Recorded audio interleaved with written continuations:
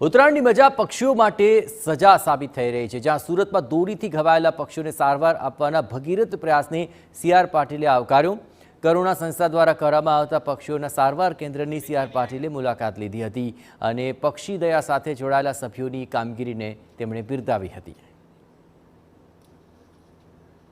સુરત મહાનગરપાલિકા દ્વારા એક જગ્યાની પણ ફાળવણી કરવામાં આવી અને એ જગ્યા ઉપર દર વર્ષે સતત અને પતંગોત્સવ દરમિયાન ખાસ જેટલા પણ પક્ષીઓ ઈજા પામે છે એમની સારવાર થાય છે। ગઈકાલે 14મી તારીખે પણ સુરતની અંદર લગભગ 42 જેટલા ઈજા પામેલા પક્ષીઓ અહીં આવ્યા હતા। એમાંથી 2નું મૃત્યુ થયું અને 40ને બચાવી લેવામાં આવ્યા છે। કોઈની પાંખો કપાઈ ગઈ છે તો એ પાંખોને સ્ટીચ કરીને એ સ્ટીચ પણ એવા હોય છે કે જાતે ઓગળી જાય છે અને 7 દિવસની અંદર જ થોડી સારવાર પછી એ પંખી પાછું હવામાં ઉડતું થઈ જાય છે।